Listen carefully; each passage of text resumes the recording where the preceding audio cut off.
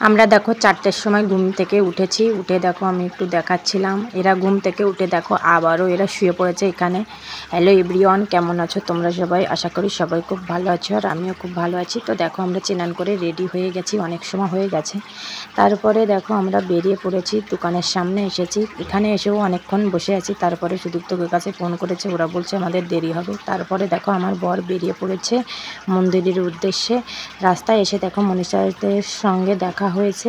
তারপরে ওখান থেকে আমরা তেল ভরানোর জন্য চলে এসেছি।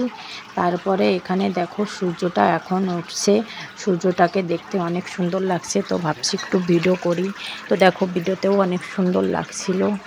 তো এখান থেকে দেখো রাস্তাটাও অনেক উঁচু, তো আমি এখান থেকে একটু ভিডিও করছিলাম। তারপরে চলতে চলতে চলে এসেছি ঘাগড়াঘাটের নদী।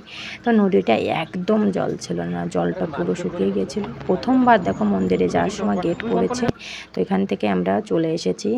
তো দেখো রিয়ারাও এখানে পিছনে চলে এসেছে। এখান থেকে পুজোর দেখো সামান নেওয়া হচ্ছে, ফুল পাতা এখান থেকে হাত মুখ ধুয়ে নেওয়া হলো। তারপরে এখান থেকে দেখো মিঠাই নিয়ে এখন মিঠাইটা নেওয়া চলছে। এখান থেকে মিঠাই নেওয়া কমপ্লিট হয়ে গেছে। এখন মন্দিরের উদ্দেশ্যে দেখো আমরা বেরিয়ে পড়েছি, সবাই আছে পিছনে। এখন মন্দিরের ভিতরে গিয়ে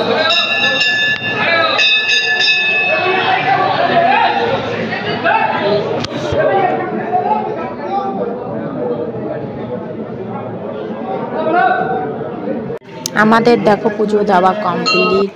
তারপরে দেখো এখানে আমরা বসে আছি মনীষা আর আমি, আর এপাশে দেখো মনীষা চলে গেছে, এখানে সমোসা নিয়ে এসেছে অতীশ আর জিলিপি। তো দেখো কে খাবে একটু জানি না। দেখো আমাকে সমোসা দিচ্ছে, দেখো সমোসাটা আমি পছন্দ করি না।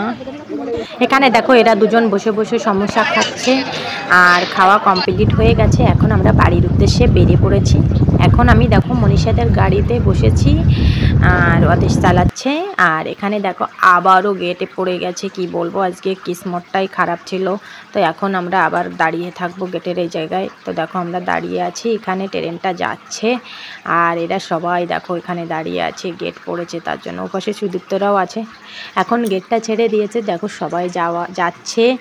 তারপরে দেখো এখানে মনীষারা থেকে গেছে আর আমরা বাড়ির উদ্দেশ্যে বেরিয়ে পড়েছি।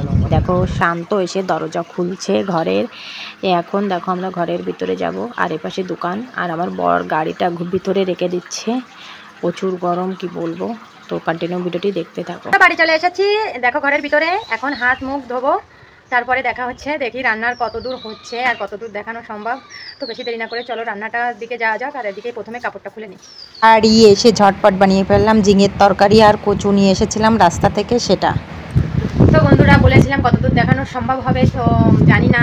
তো দেখো খাওয়ার খেয়ে দুপুরে শুয়ে পড়েছিলাম আর উঠেছি 5টার সময়। উঠে কি বলবো, উঠোনটা ঝাড়ু দেওয়া হয়েছে, থাল পাতা ধোয়া হয়েছে, আর রাতের খাবারও বানানো হয়ে গেছে, স্নানও করা হয়ে গেছে।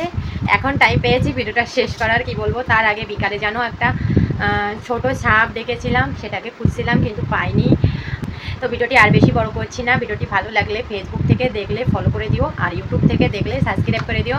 তো ভালো থেকো, সুস্থ থেকো, দেখা হবে নেক্সট ব্লগের সঙ্গে। টাটা সবাইকে।